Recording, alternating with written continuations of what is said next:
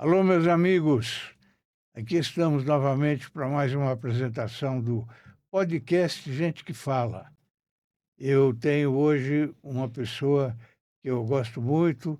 Eu costumo dizer que ele é a coringa do governo do estado, Coronel Camilo. Como está, Coronel? Fausto, estou bem, obrigado aí pela oportunidade, um abraço a todos que estão nos acompanhando e vamos falar um pouquinho aqui, né, sobre a vida, sobre o centro, Vamos. sobre a segurança. Coronel, nós estamos ao vivo às 17 horas na TV aberta, canal 9 da NET e 8 da Vivo. Estamos na OTV do jornalista Alberto Luchetti, Facebook, Instagram, e eu peço ao espectador que, quando sintonizar o YouTube, inscreva-se e ative o sininho que tem lá. Coronel, bacharel em Direito, coronel da Reserva da Polícia Militar, pós-graduado em Segurança Pública, administrador de empresas, foi comandante-geral da Polícia Militar de São Paulo. Atuou como presidente do Conselho Nacional dos Comandantes Gerais. Foi eleito vereador e deputado estadual de São Paulo pelo PSD, Partido do Kassab. Foi nomeado secretário executivo da Polícia Militar do Estado de São Paulo. Atuou recentemente como subprefeito da Sé e hoje é diretor adjunto de atendimento e orientação do PROCON de São Paulo. Isso mesmo. Faltou alguma coisa? Não, é isso mesmo. É isso mesmo? É bastante, Foram hein? me convidando, a gente foi trabalhando, né? Foi Mas é uma ajudando aí. vida, hein? É uma vida. É, uma experiência boa e principalmente foram todos os lugares onde a gente conseguiu ajudar as pessoas. Essa é a É, é. Eu finalidade acompanho nossa. a sua carreira muito de perto porque pela admiração que eu tenho por você. Muito obrigado. Então, eu... Em que cidade você nasceu? Em São Eu Paulo nasci mesmo? em Ferraz de Vasconcelos, mas com 11 anos já mudei para São Paulo, ali na região norte, e nunca mais saí, né? Tinha algum Adotei. militar na família? Sim, sou de uma família de militares. Ah, Meu avô foi cabo da antiga Força Pública, serviu inclusive em 32, foi baleado, ficou no Rio de Janeiro, preso pelas tropas federais. Pois meu pai foi sargento também da Polícia Militar. No finalzinho da vida ele chegou ao oficialato. Eu tenho mais um irmão, que mesmo nome do meu pai, que é Abel, que é coronel também da reserva, trabalhou sempre na área de bombeiro. Aliás, eu também passei pela área de bombeiro durante a minha carreira. E depois eu entrei na Polícia Militar, cheguei ao posto de coronel. E a geração continua, viu? Meu filho, olha né? aí as fotos. Meu filho pequenininho aqui, ó. Esse aqui é capitão da polícia também, vive aqui no centro, né? Já é capitão. Mais velho é comerciante, a menininha é advogada hoje aí, trabalha com recuperação. É o Ricardo, o Adriano e a Michele. O Adriano, né, o mais velho, o Ricardo é o capitão e a Michele é a advogada. Eu tive um tio, coronel Branco, foi comandante da antiga Força Pública, Bacana. na época do Jânio Quadros. Faz tempo, hein? Faz tempo, muito tempo. É, você comandou a Polícia Militar de São Paulo entre 2009 e 2012, Sim. não é isso? Qual foi o maior desafio durante esse período? Olha, o maior desafio para um comandante de polícia é um momento, né, que eu considero muito difícil, né? O desafio foi trazer a tornar a polícia conhecida, né? A polícia ela estava muito distante da população. Teve um comandante espetacular, Carlos Alberto de Camargo, meu amigo até hoje, Sim, meu ídolo aí, né, de polícia. sim, Ele começou um trabalho de aproximação, investindo pesadamente na polícia comunitária, que eu sou adepto, né, da polícia comunitária. sim, E aí, quando assumi o comando, havia uma distância muito grande, então a gente trabalhou muito forte em tornar a polícia conhecida, criei o Centro de Comunicação Social da Polícia, investi bastante na polícia comunitária, em tecnologia, em aproximação, né? Incentivei muitos conselhos comunitários de segurança, ajudei a criar o programa Vizinhança Solidária, que é tudo para a participação da população e trabalhar junto com a população. Aliás, esse é o caminho para a segurança pública. O maior desafio foi isso, e a gente conseguiu, além de reduzir os índices, né, naquela época, tornar a polícia mais próxima do cidadão.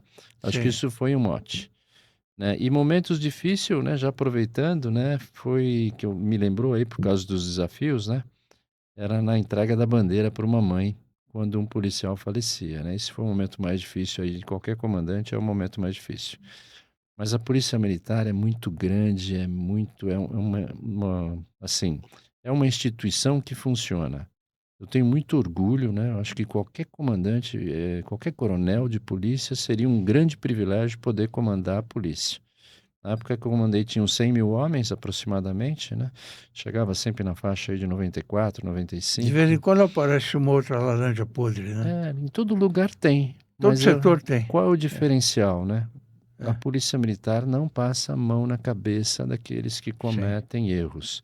Cada um responde pelo seu erro, tem uma corregedoria muito forte e ela mesmo acaba expurgando do seu, né, do seio da instituição aqueles que não merecem estar, até para que os bons sejam reconhecidos, né? Isso a gente faz isso para a população de São Paulo, é lógico, mas também para que aqueles policiais bons, que são a maioria Sim, esmagadora dos sim, policiais, lógico. que eles sejam sempre reconhecidos e sempre eh, enaltecidos pelo seu trabalho.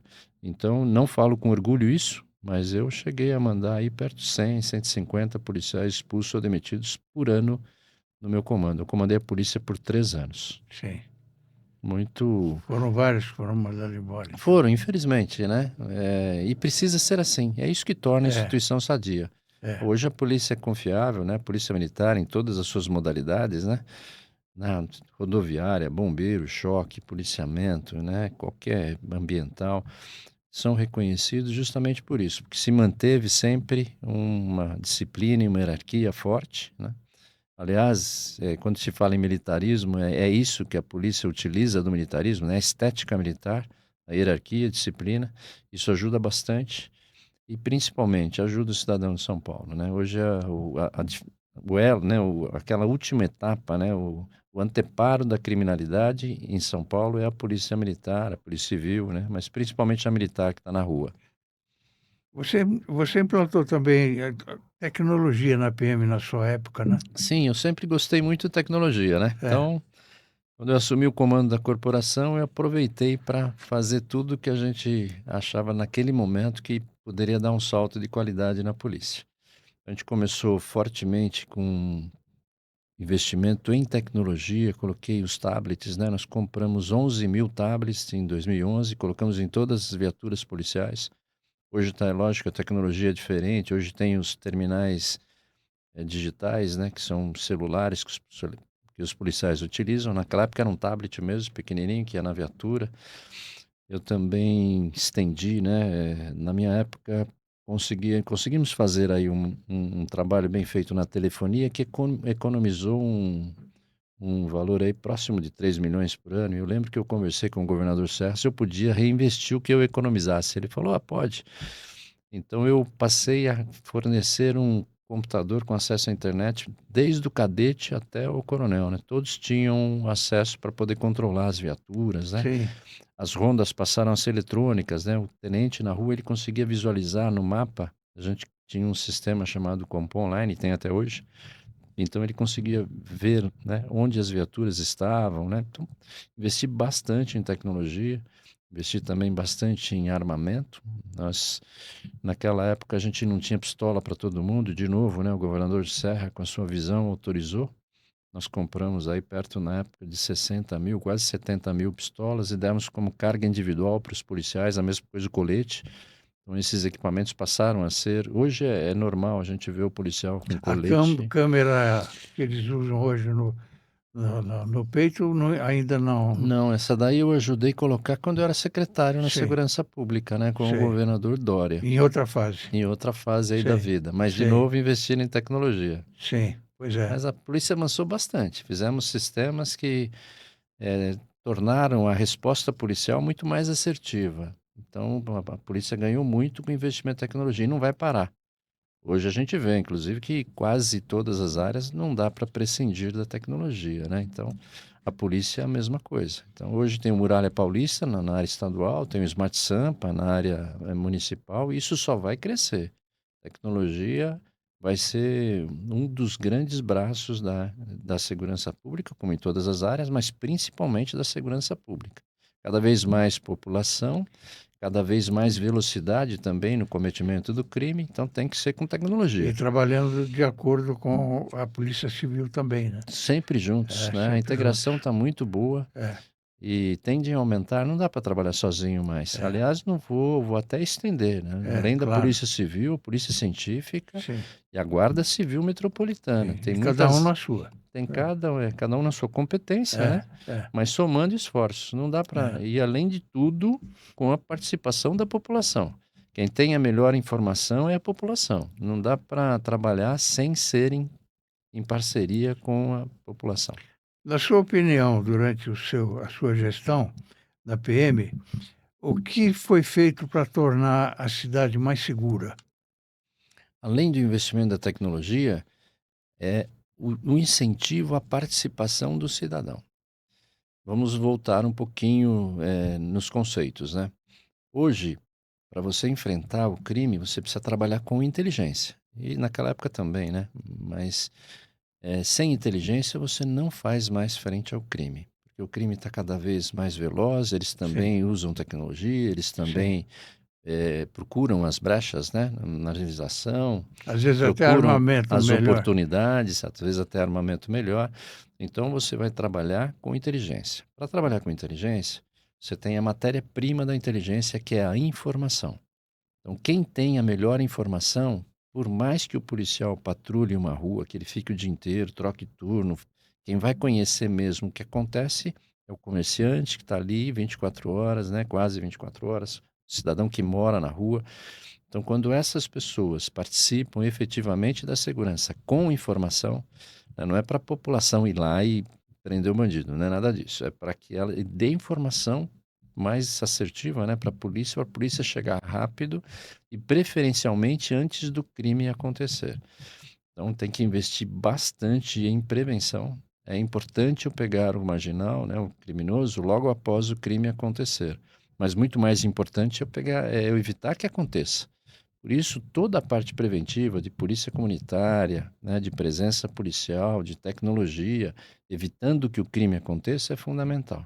Então, o trabalho hoje na segurança pública sempre foi, né, e naquela época a gente investiu bastante em tecnologia, em aproximação da população, em criar grupos, né, que a população participasse junto com a polícia e, principalmente, tornar a polícia conhecida da população.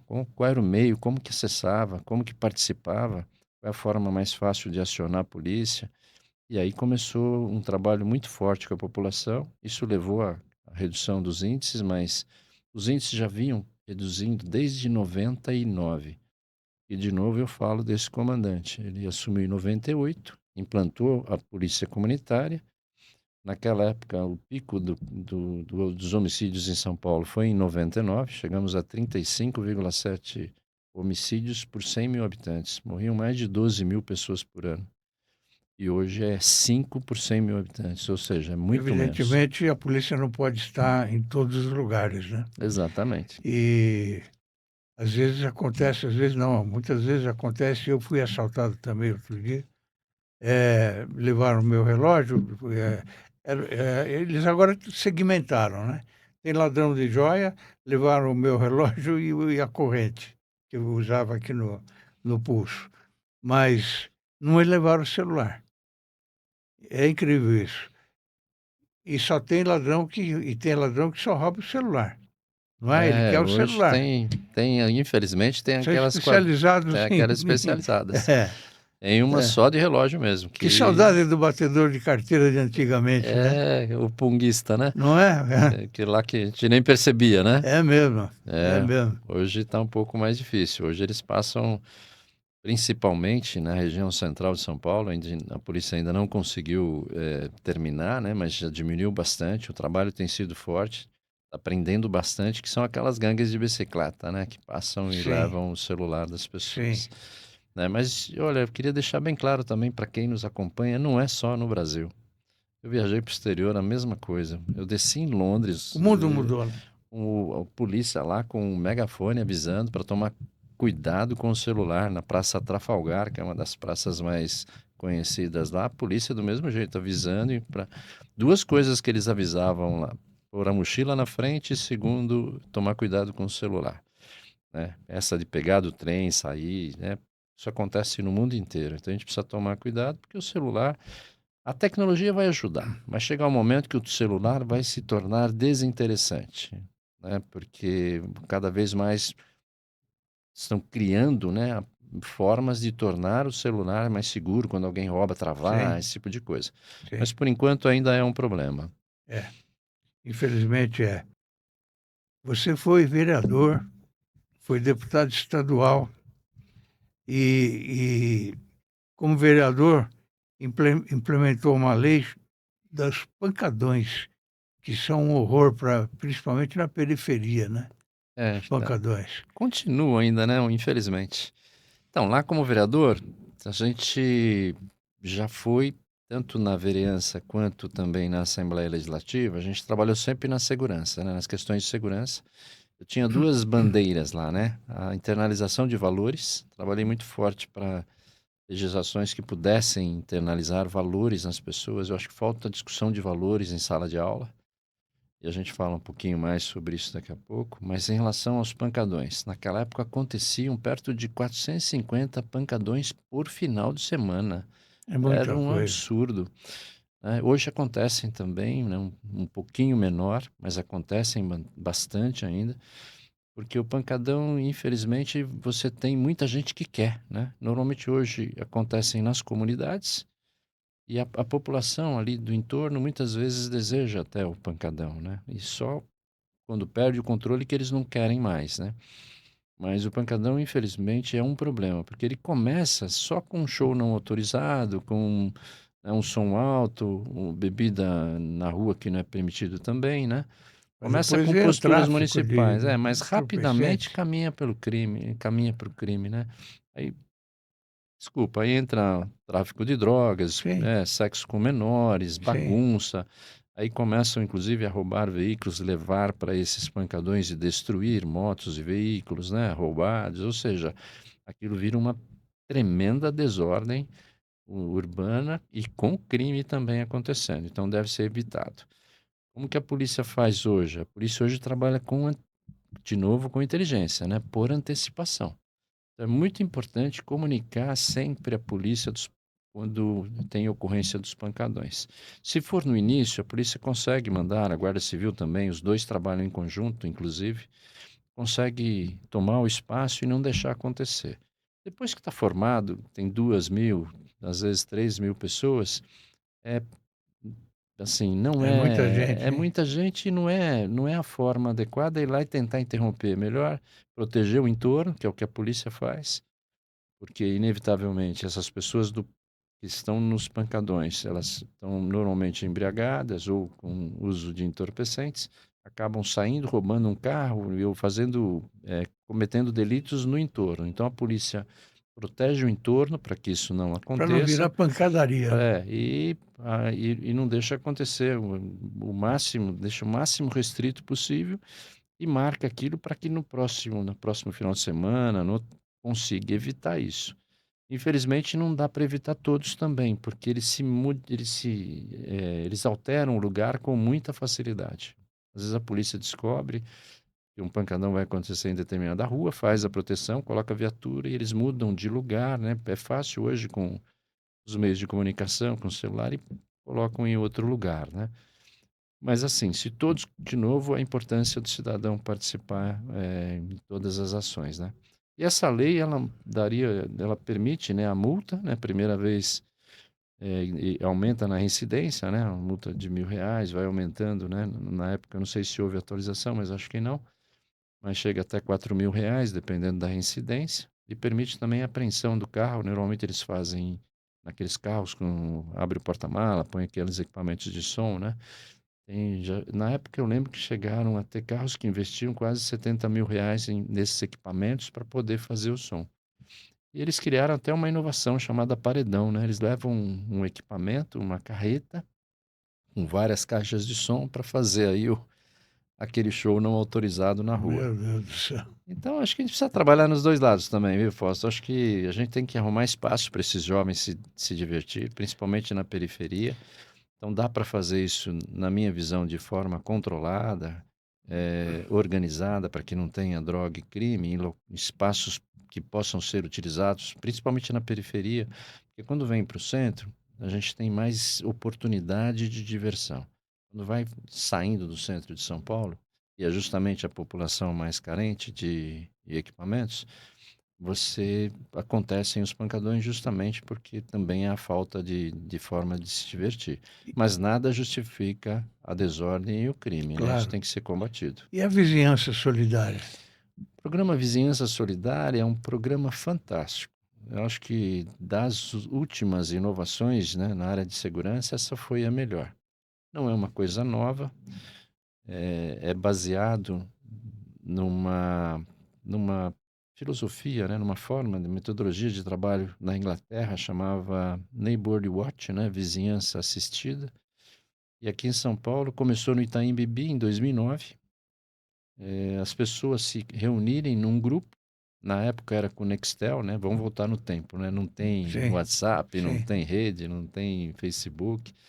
E se comunicavam na rua, os porteiros dos prédios, era na rua Itacema. E começou com duas mulheres, chamava Luzia e Maristela. Chamam-se, né? Estão lá ainda. E elas criaram o primeiro programa. Eu fui fazer uma palestra numa associação, a AME Jardins, lá. E depois da palestra, eles me procuraram, falaram: nós montamos um grupo, porque a gente não sabe mais como combater o furto na rua. Acontecia muito furto, muito furto. E aí criaram esse sistema, pedi para um capitão da época, chamado-se Daniel, hoje coronel da reserva, e ele escreveu isso, falou: olha, vamos formalizar isso, criar um programa.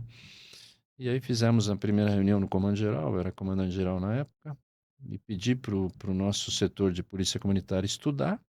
Em 2013, eu saí em 2012, mas foram estudando, em 2013 foi lançado o programa Vizinhança Solidária. Ele ficou meio devagar um pouquinho, aí como deputado eu transformei o programa numa lei. E aí deu respaldo legal, inclusive, para a Polícia Militar implantar no estado todo. Hoje quando eu estava na Secretaria de Segurança eram 5.000, deve ter mais de 5.000 grupos de programas de vizinhança solidária. Então o cidadão pode conversar entre eles mesmo, se protegerem, olharem a rua, o bairro e comunicar à polícia, porque do grupo participa um policial também. O programa Vizinhança Solidária é um programa de prevenção. Ele pode ter também implantação de tecnologia. As pessoas se reúnem e colocam também naquela rua câmeras. E essas câmeras, desde 2015, podem ser ligadas também no sistema do Estado.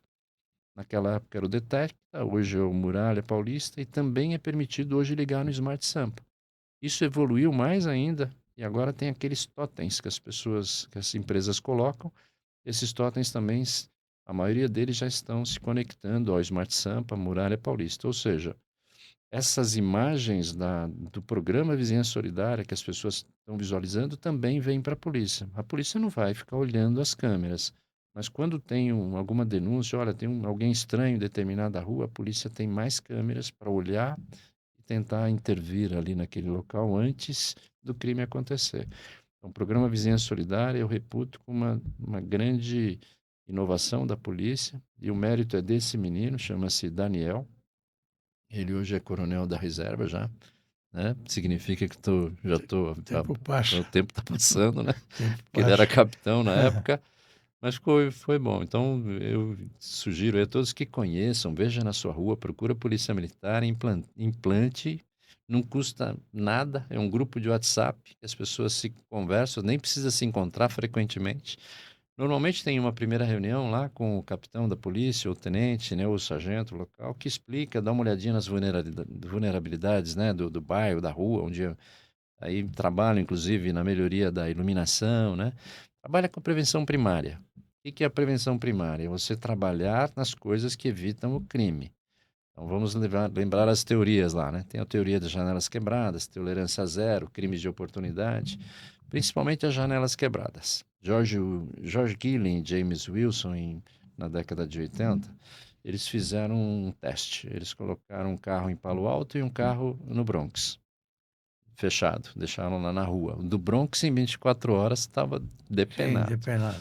E o de Palo Alto ficou lá. não estava. Uma semana ninguém mexeu. Aí eles quebraram a janela. Por isso que chama a janela quebrada. Eles quebraram a janela e deixaram lá. Aí daqui a pouco passou um grupo de jovens, quebrou mais uma janela, quebrou um farol, e pô, em 24 horas estava igual ao do Bronx. E aí ele provou o seguinte: o ambiente degradado leva a mais degradação. E o ambiente sadio leva a se tornar cada vez mais sadio. Vou dar um exemplo que todo mundo vai lembrar. Metrô. Você vai no metrô, não tem sujeira, não tem. Por Não, quê? Porque ninguém joga. Por é, quê? Porque o metrô está sempre está limpando. sim, Então, a mesma coisa, os é prefeitos verdade. trabalham na prevenção primária. É iluminação, lixo, pichação, camelo irregular. Se for deixar a cidade bem organizada, afasta o crime. O criminoso é jovem no mundo inteiro. Aliás, é uma coisa aqui que eu vou falar, é chocante, mas é isso mesmo. O criminoso não tem medo de morrer. Ele tem medo de perder a liberdade. É impressionante. Então, quando o ambiente está iluminado, ele pode ser pego. Quando o pessoal tem as plaquinhas de vizinhança solidária, ele sabe que alguém pode estar olhando e pode denunciar e pode ser pego. Então, o ambiente bem sadio, de novo, iluminado, sem lixo, as pessoas podem se ver, está tudo organizado. O criminoso tem medo de cometer o delito, porque ele fala: esse ambiente é assistido, esse ambiente é controlado, tem alguém olhando. Se tem alguém olhando e eu cometer o delito, eu posso ser pego. E hoje nós temos câmeras também, né, nas Isso. ruas. Temos as câmeras, né? As câmeras aqui na cidade de São Paulo já chegam a quase 25 mil câmeras. São 20 mil do Smart Sampa, do município, e mais 5 mil da comunidade, quase. Todo mundo pode, porque o Smart Sampa manteve o conceito do City Câmeras que existia na cidade. Ou seja, além das câmeras do poder público, a iniciativa privada pode fornecer imagem para o serviço público. Então, muitas dessas empresas, inclusive, que colocam aqueles totens, estão ligando com o próprio Smart Sampa. E no futuro, até você, da sua casa, se tiver uma câmera, quiser fornecer essa imagem para a polícia, seja para o Muralha Paulista, seja para o Smart Sampa, vai ter. E o que é mais importante, Fausto, né, e todo mundo que nos assiste aqui, as câmeras hoje são inteligentes. Não é só o monitoramento. Então, a câmera hoje, ela lê placa e ela reconhece pessoas. Então, está pegando pessoas desaparecidas, pessoas procuradas, um É, carro roubado, um carro é, furtado. é. Então, melhorou bastante. E tem mais, a câmera também está começando a usar algoritmos. Ou seja, se você tem numa rua uma única mão de direção, a câmera fica ali, filma durante um tempo, a gente fala que ela aprende, né? Que elas aprendem sozinha. Ela cria o padrão.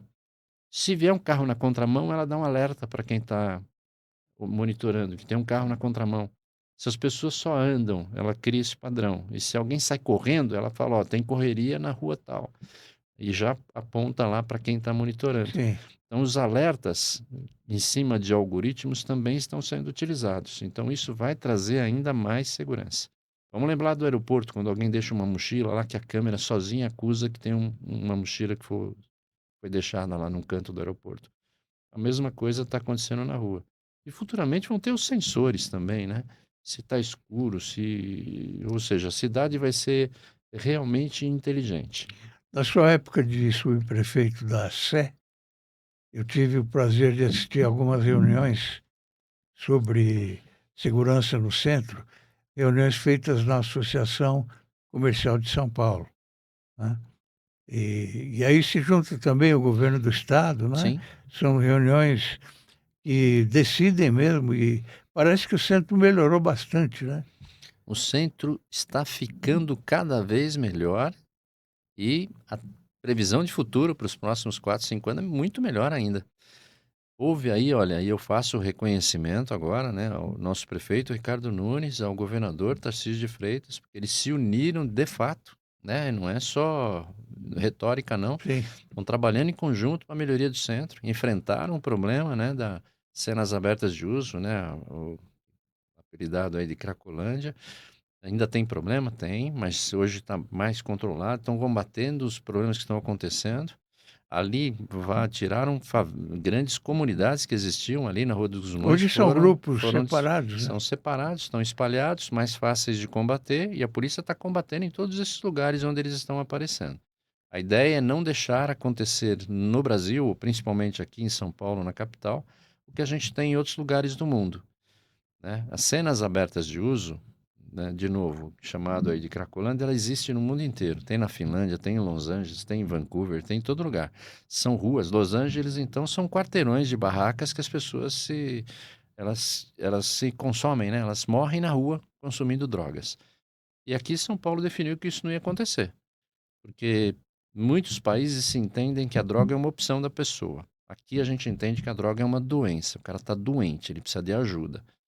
Então a ideia é levar para tratamento. E isso tem sido feito. É o caso dos moradores de rua, da Hum, maioria, talvez, São duas coisas, vamos falar sobre morador, mas distintas. são um pouquinho diferentes, né? Os consumidores de drogas, eles não são tantos, né?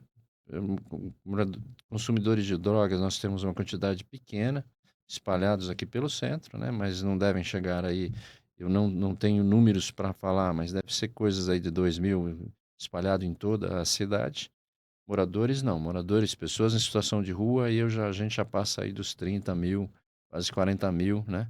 Não chega que nem o pessoal fala aí, nem 8 nem 80, né? Não é 70.000, 80.000 como falam, pelos registros do CadÚnico, porque tem, o CadÚnico ele é só alimentado, normalmente você não exclui, né? As pessoas não saem, então não tem essa quantidade. Essas são as pessoas em situação de rua, essas pessoas que ficam realmente ali em situação indigna, que também a gente precisava cuidar e está cuidando. São Paulo está fazendo bem isso. É que muitos não querem sair, porque É, a rua em São Paulo ela acaba sendo um atrativo, porque ela é acolhedora.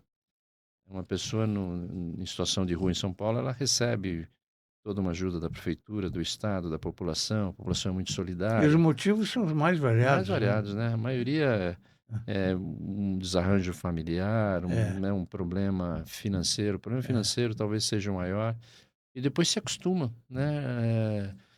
Psicólogos dizem que você, de 6 meses até no máximo, até 6 meses, até um ano, você tira facilidade às pessoas da rua. Por quê? Elas ainda têm valores.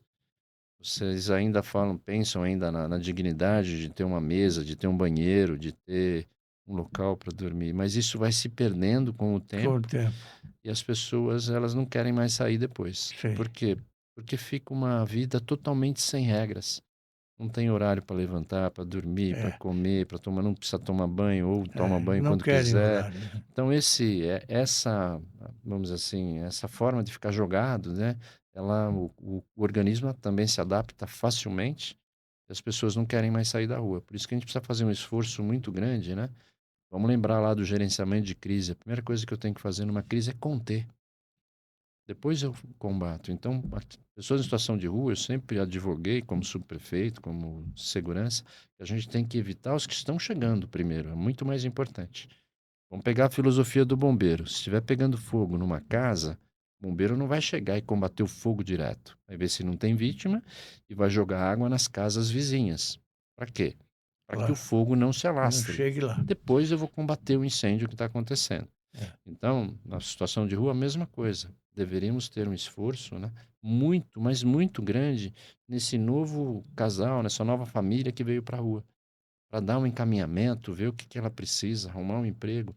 E aí, São Paulo, de novo, faço o reconhecimento ao prefeito Ricardo Nunes, criou programas que dão encaminhamento, tanto nas drogas, o programa chamado Redenção, quanto na área de situação de rua, Vila Reencontro, outros programas que não só tiram a pessoa da rua, mas veem o que ela tem capacidade de fazer, né? E não é, de novo, só dar um cursinho de informática. É ver o que, cara, o que você quer. Você, eu quero ter um... Meu sonho é vender cachorro quente. Então vamos trabalhar com essa pessoa para que ele consiga vender. Trabalhar naquilo que ele pode realmente fazer, não impor alguma coisa. Então, esse encaminhamento para as pessoas, e que o nosso governador Tarcísio fala muito bem, né? Não é só ensinar, não é só dar o peixe. Eu preciso dar o peixe, porque senão a pessoa não vai ter como sobreviver. Mas eu tenho que ensinar a pescar também para pescar, que ele, num determinado tempo, consiga se sim, autossustentar, né? sim. Então isso é muito legal. Mas voltando lá, então, só para fechar, a questão da drogadição, que é as cenas abertas de uso, existem no mundo inteiro, não vão acabar, é utópico, mas aqui a ideia é reduzir ao máximo. E aconteceu, vai lá e combate. Aconteceu, vai lá e combate. Não deixar que fique território livre para consumo de droga, como existia ali na Rua dos Protestantes, que não tem mais. Então a ideia é não deixar que se fixem. E, de novo, olhar para essas pessoas com um olhar de resgatá-las, um olhar de você tentar ajudá-las. E na parte da situação de rua, é trabalhar fortemente para que essas pessoas saiam dessa situação indigna e consiga um lar, consiga ter um lugar onde ela possa se alimentar, inclusive, decentemente. E São Paulo está procurando fazer isso, criar até centros, a Ação Comercial é uma grande parceira nisso, criar centro onde as pessoas, mesmo em pessoas em situação de rua, ela não coma na rua, ela vai lá de manhã, tem um lugar para você tomar um banho, para você, já existem vários lugares aqui no centro, toma um banho, se lava, ganha roupa, inclusive, almoça sentado dentro, né, dignamente. Depois, se quiser, pode ir para a rua, vai para outro lugar, ou pode até aceitar um encaminhamento. Mas não é fácil, não, não é uma situação O simples. Roberto Ordini, presidente da Associação Comercial de São Paulo, ele esteve aqui no programa. Ele luta muito também pelo Sim, centro, sim, né? sim. Tem um programa deles chama Proteger, se eu não me engano. Eu não lembro o nome exato, mas tem ali na Rodrigo Silva, por exemplo, um equipamento que é a Associação Comercial que fez. A prefeitura cedeu o espaço, eles construíram ali, hoje uma organização social toma conta, e é nesse estilo, as pessoas vão lá, mais de 200 pessoas por dia, sentam, almoçam, recebem comida com dignidade, se lavam, se tratam em algum momento, e depois eles, infelizmente, voltam para a rua, porque eles não querem deixar de ficar na rua. E aqueles que aceitam também saem fora. E a associação comercial tem outro, aqueles que aceitam não são encaminhados, né? E a ação comercial, de novo, fazendo um agradecimento aí ao nosso Ordini, né? Doutor Ordini, ele criou um programa também que com as empresas que treina lá o pintor, por exemplo, pega pessoas em situação de rua, treina para pedreiro, para auxiliar de pedreiro, para pintor, e eles já saem empregados e vão trabalhar na construção civil. Olha que É coisa. muito bacana. Então, e nós somos mais dessas ideias, né, É lógico, pela sociedade. é claro, claro, sempre, né? Sempre. Trabalhar em prol da sociedade. Porque a gente anda na rua e fica muito triste quando vê as pessoas com frio e com chuva, e deitados na calçada, né? Ninguém gosta de ver isso. Mas está sendo um trabalho muito bem feito. E, de novo, em Eu, parceria com o Estado, viu? O Estado tem é, investido pesadamente também. é a união Estado e Prefeitura, né? Mas só para falar do centro, que a gente falou, está ficando melhor, mas só para todo mundo saber. Está vindo, né? O governo de São Paulo vai Sim, a transferir sede, a né? sede para o centro, ali na É, Praça Princesa Isabel, nos Campos Elíseos, onde era o palácio. Ali vai ser o gabinete, né? E uma parte do governo vai ser toda colocada no entorno, né? Ali vão ser as desapropriados. secretarias e tal. Todas as secretarias devem vir ali perto de 25 a 27 mil pessoas É, trabalhar naquela é, região. é. E ali vai melhorar muito. Já melhorou bastante. O centro está melhor, né? Como subprefeito, a gente fez um trabalho forte na prevenção primária. Trabalhar, né, no lixo, na desordem, retirar as gangues, na segurança, operação delegada. Operação delegada é uma coisa também que deu muito certo lá. Mas só para terminar, a vinda do governo para cá já está em andamento, né? Ou seja, já foi feito o concurso lá, já ganhou uma empresa de arquitetura chamada M4, que vai fazer lá fez o desenho de todos os prédios, já fez o decreto de desapropriação do entorno, já foi lançado o edital da parceria público-privada, que vai fazer o Está investimento, andando bem está já. andando bem ali. Então, porque quando você traz as melhorias, você afasta os problemas também, né? E o que é mais importante, ninguém está colocando os problemas para baixo do tapete. Estão Sim, está criando enfrentando. lugares para treinar, para É, trazer as pessoas, para é. dar encaminhamento, para tratar quem precisa. Várias comunidades terapêuticas, no caso das drogas, ajudando pelo Estado de São Paulo. Tudo bancado aí pelo governo do Estado e pela Prefeitura também. Então, assim, o centro de São Paulo deve voltar a ser. Isso aconteceu em muitas cidades pelo mundo, né? Houve uma degradação, depois houve um retorno. E uma coisa muito importante que acontece no centro, que eu acho que foi a mais acertada aí das últimas administrações, é trazer moradia para o centro. Sim, Vamos pensar de novo na segurança pública. Quando eu tenho um lugar que só tem residência, durante o dia tem furto, porque todo mundo vai trabalhar. sim, Se eu tenho um lugar que só tem comércio, à noite tem furto, porque todo mundo vai embora. sim. Que é o que estava acontecendo no centro. O centro só tinha serviço e comércio. 18 horas virava terra de ninguém. porque fecha tudo, fica tudo fechado. Então, esses retrofits, né? Quando eu estava na subprefeitura, tinham mais de 50 empreendimentos de retrofits pelo centro de São Paulo, ou seja, prédios que eram comerciais, que estavam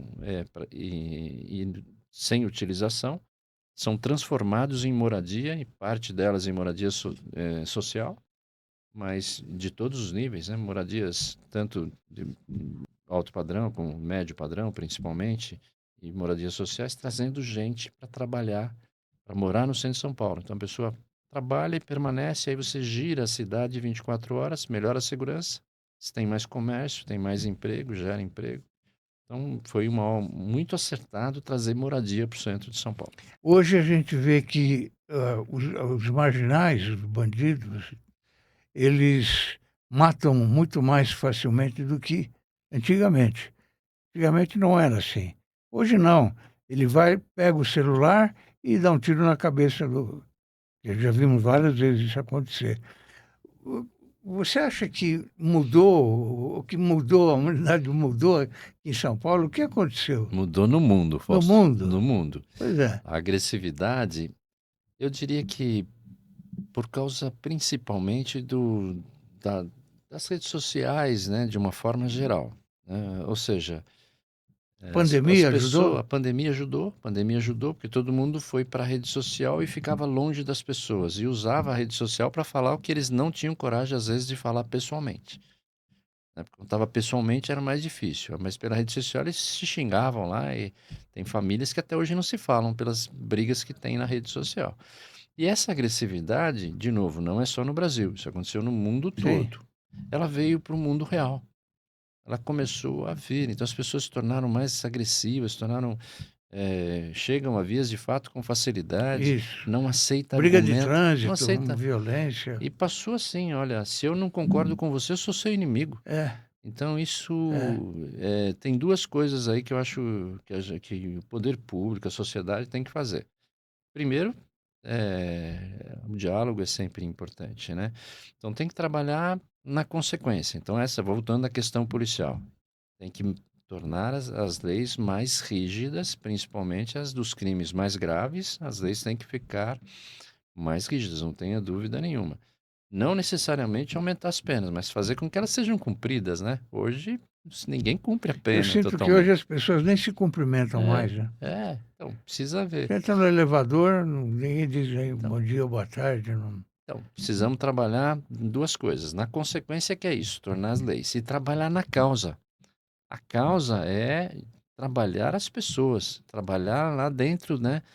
Criar um movimento na sociedade, mas principalmente através da educação. Eu tenho que voltar a discutir valores. Lembra lá? Eu mesmo, A educação é o ponto inicial, né? sem dúvida. A educação, ela sempre tem dois recortes, né? O primeiro é o ensino técnico, ensinar matemática, geografia, história. E segundo, a internalização de valores. E essa internalização de valores acontece no ciclo todo, né? Acontece de forma lúdica lá, né? Na educação infantil, na educação fundamental. Existia uma disciplina que não existe mais, que é a educação moral e cívica, que falava de valores em sala de aula. Depois você tinha no colégio, né? No segundo grau, você tinha o SPB, o Estudo de Problemas Sim. Brasileiros, você tinha eh, modalidades, depois você tinha ética na faculdade, não importa o que chama, compliance, ética, mas você discutia. E aí isso foram sendo, esses valores, principalmente quando se saiu do regime militar, eles foram tidos como ditatoriais e foram eliminados. Foi um grande erro. Mesmo porque a própria educação moral, ela não foi criada pelos militares, ela foi criada lá em 1940, lá pelo Getúlio Vargas. Era uma disciplina que chamava Educação Física, Moral e Cívica, baseado no princípio grego lá de mens sana, né? Corpo são, você trabalhava o corpo. Aí o que fez em 64 virou Educação Física, Educação Moral e Cívica.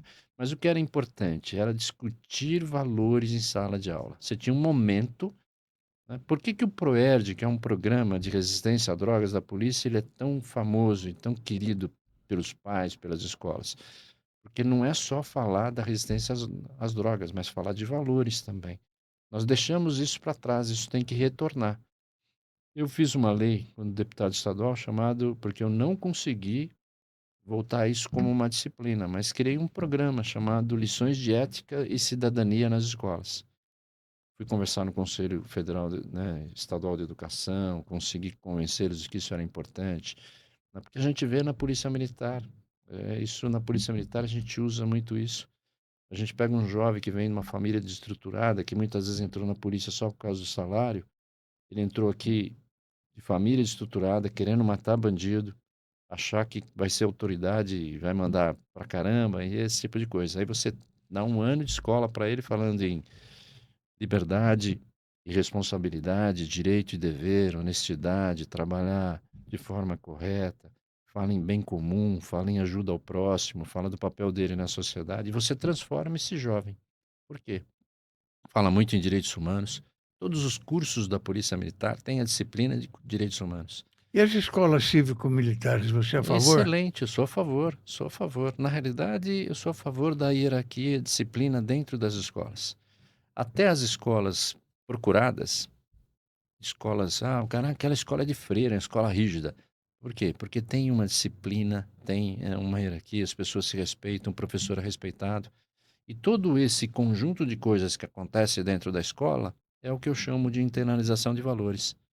Eu sempre estudei em escola pública. O professor ficava na porta esperando todo mundo entrar, entrou todo mundo, fecha a porta, ninguém mais sai. Hoje os alunos saem e entram a hora que quiser da sala, é um negócio horrível. Quando o professor entrava naquela época, todo mundo ficava de pé. Ele falava bom dia, e todo mundo respondia, sentava aí, todo mundo que precisava ir no banheiro levantava a mão, queria falar com o professor, levantava a mão. Hoje você tem alunos tacando papel, tacando, às vezes até apagador no professor, né? É, Então, ou seja, a gente precisa voltar. E também houve um problema, não é só. Eu acho que houve uma transferência de responsabilidade. é, Então, o pai falava, não, quem tem que dar educação é o professor. Aí o professor falava, não, quem tem que dar educação é o pai, que é, devia ter aprendido em casa, e não é é, verdade. Você tem que trabalhar em valores enquanto estiver em sala de aula. é. Vou dar até um exemplo. Se você fizer um doutorado, você trouxe para a sala de aula, você tem que falar em valores. Você tem que ter exemplo. Tem exemplo de horário, de cumprir tarefa, de reunião. Ou seja, você e essas ações internalizam valores. Isso precisaria retornar. Não precisa ser exagerado. Não precisa fazer um negócio que fica o dia inteiro lá marchando na escola. Não é isso. Precisa ter disciplina. Por isso que eu sou a favor das escolas militares, que É. elas acabam levando essa Eu estou disciplina. lembrando aqui de uma história que aconteceu comigo. É, eu era secretário de esportes do Estado. E naquela época a gente andava com segurança, eram 3 militares. Depois, no governo Covas, ele cortou. Mas eu precisava conversar com o comandante da Polícia Militar. E não tinha nenhum segurança ali por perto, eu peguei o motorista e fui. E cheguei lá no comando, entrei, subi, aí eu tinha um primo que era chefe do Estado-Maior, que era o Mário Fausto Pinho, meu primo irmão, Coronel Pinho. Coronel Pinho. O pai também era coronel, Sim. Coronel Pinho. Aí ele falou, ô, Fausto, o que você está fazendo aqui? Eu vim conversar com o comandante. Mas você subiu como? Ué, eu subi, desci do carro, subi por quê? Não, não é assim. Você tem que voltar lá embaixo, senão vai me criar problema aqui. Aí eu tive que descer e ter aquela entrada. É, para registrar, para avisar lá.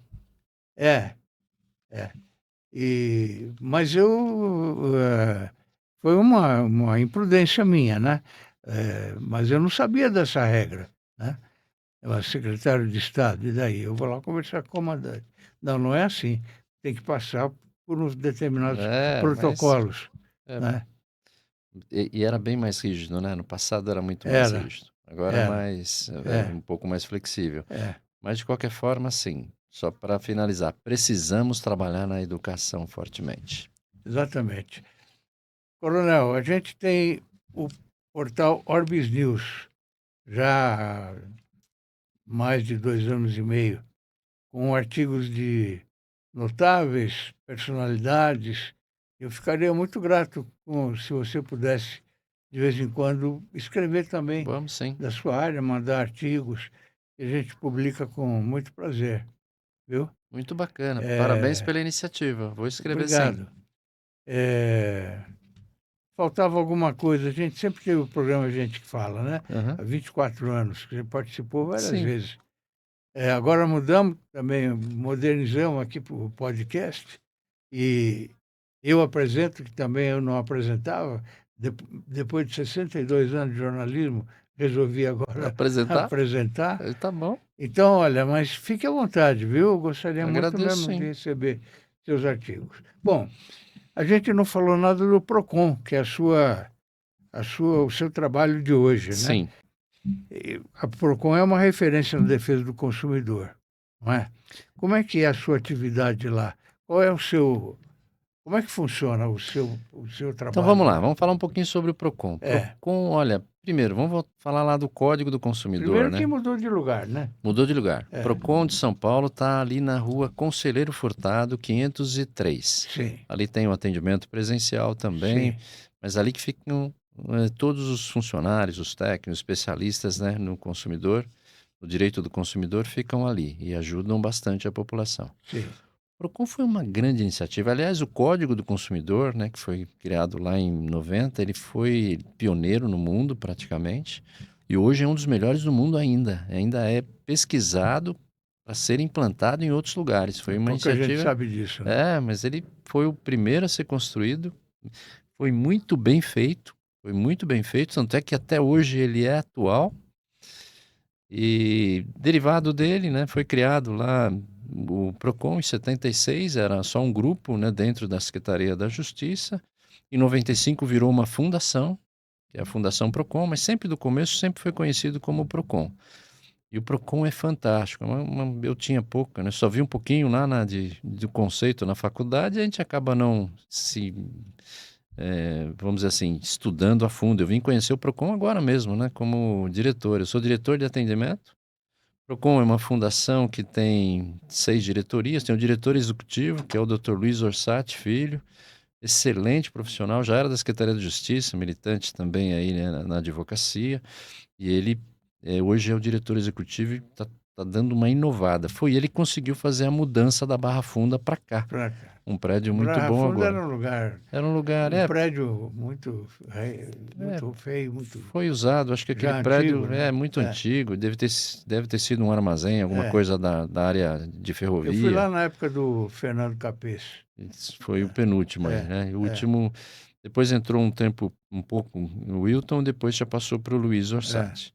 Mas voltando ao PROCON. O PROCON, o Código do Consumidor é extremamente importante porque ele trabalha a relação de consumo, né? A gente sabe sempre da vulnerabilidade do consumidor. Aliás, esse é um dos princípios do código, né?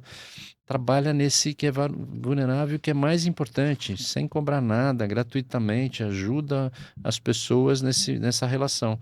Então, às vezes um contrato leonino, às vezes um produto que não funciona direito. Então, é Tem que procurar o procurar o PROCON, não PROCON. tenha dúvida nenhuma. Tudo que se refere à relação de consumo, procura o PROCON. Então, o PROCON tem 6 diretorias. Eu estou numa diretoria chamada Diretoria de Atendimento, que cuida de todo atendimento. O PROCON tem um atendimento, 95% do atendimento é pelo site. Quem precisar procurar o PROCON, entra no site, faz a sua reclamação, faz o seu cadastro, faz a reclamação, cadastra lá o fornecedor que está tendo algum tipo de problema, automaticamente o PROCON começa a trabalhar a sua questão. Manda lá um comunicado para o fornecedor, tenta resolver o problema e, inclusive, faz até uma audiência de conciliação, né, numa segunda É. fase entre consumidor e E fornecedor. lá tem o protocolo Não Se Cale, né? Tem também várias parcerias, né? E É. um desses é esse Não Se Cale. Esse é Selo de fantástico. excelência. Fantástico. O selo de excelência, nós trabalhamos também na prevenção lá. Então, as É. empresas que conseguem solucionar rapidamente e chegam a solucionar 85% das reclamações ou mais durante 3 meses, ganham um selo chamado selo de eficiência. Eles podem divulgar isso no seu site.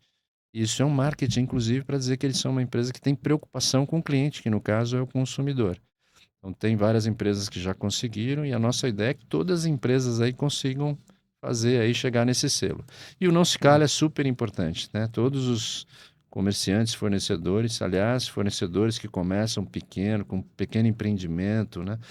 estão se desenvolvendo, tem que se atentar também para as questões do consumidor. Tem que ter lá o código do consumidor, tem que ter lá a placa para não fumar, tem que ter lá o não se cale, né? Tem que O ter que lá que um é 51. esse PROCON racial? Procon Racial é uma parceria muito bacana com a Universidade Zumbi dos Palmares, lá do professor José Sei, Vicente. sei. É para combater o racismo nas relações de consumo. Então a empresa ela se compromete a fazer um treinamento de todos os funcionários, inclusive isso é obrigatório hoje, né? Vai fazer um grande show, os garçons todos têm que estar treinados, né? Inclusive desculpa, que tem que estar treinado não se cale. Essa é uma parceria, ela faz isso para divulgar internamente, né? Sei. Para os seus funcionários para não ter racismo. Então tem um decálogo lá que tem que respeitar as pessoas, não pode tratar diferente conforme a cor. Nada mais é do que reforçar o que já existe na É. legislação, mas tornar isso uma prática. A gente não suporta mais o racismo, né? Não tem jeito. Isso Não. aí precisamos enfrentar e infelizmente ainda acontece, né? Ali, acredito, na minha visão, está um pouco melhor do que já foi, mas faltamos muito chão ainda a caminhar, né? Na As questão. apostas online estão dando muito problema ainda? Nossa, temos problemas graves aí. Olha lá, os influenciadores, que eu já vou falar, as apostas online, né? E também aí os consignados. Mas vamos falar das apostas online. Pessoal, se vai apostar, primeiro, entenda que aposta online é jogo de azar. Você vai perder. Você pode ganhar, mas normalmente a maioria perde. É jogo de azar. É como se fosse a loteria. A probabilidade de ganhar ela é muito, muito pequena. E quando entrar, procurem aquelas que têm .bet.br. Essas são oficiais. E tem um monte que não são oficiais, são só golpes. Essas não oficiais você não vai ganhar nunca. As oficiais você tem uma probabilidade, mas as demais você tem certeza que você vai perder. Então, muito cuidado, né? Isso está sendo Isso vendido. propicia muita corrupção, não propicia? Sim, sim, porque é muito dinheiro. É. Você tem uma empresa com 20, 30 pessoas fazendo toda uma grande empresa irregular, né, de apostas, ganhando milhões, né? E usam o momento porque é emocional. Eles, primeiro que ficou fácil, é 2 ou 3 cliques no celular, você já aposta. Segundo, que fazem propagandas naqueles momentos em que a pessoa está emocionada, no meio do jogo de futebol, no meio, né, de um evento. Já Então, observei as isso. pessoas elas são levadas, É, né? E é, principalmente mostra isso como solução. Vai lá, isso é é. solução, você pode ganhar, você pode. E as pessoas já começam a pensar, né? Ó, se eu ganhar, eu vou saldar minha dívida, vou não sei o quê. E é uma bobagem, pessoal. Isso, É. olha, a maioria, de novo, é um jogo de azar.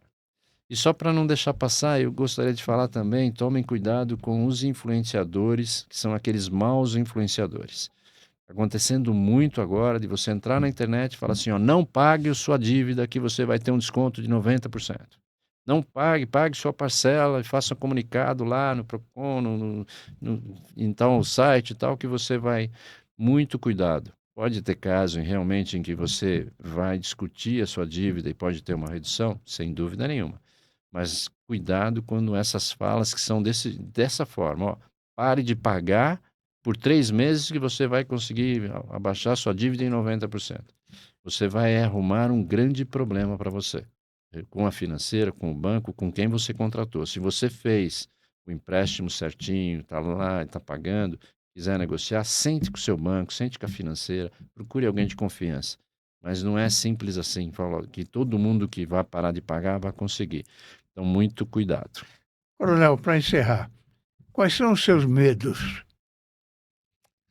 Meu medo é não poder ajudar os outros, viu? Olha, eu estou recebendo os convites, né? Já estou aposentado aí da polícia há Sim, quase 14, 13 anos, né? mas continua na Mas a minha atividade, ideia é me tornar produtivo que é muito até bom, quando der, né? Até quando muito der. bom. Quando Deus falar, olha, já cumpriu, aí a gente para. Então, o meu medo é parar de fazer essas coisas que a gente está fazendo.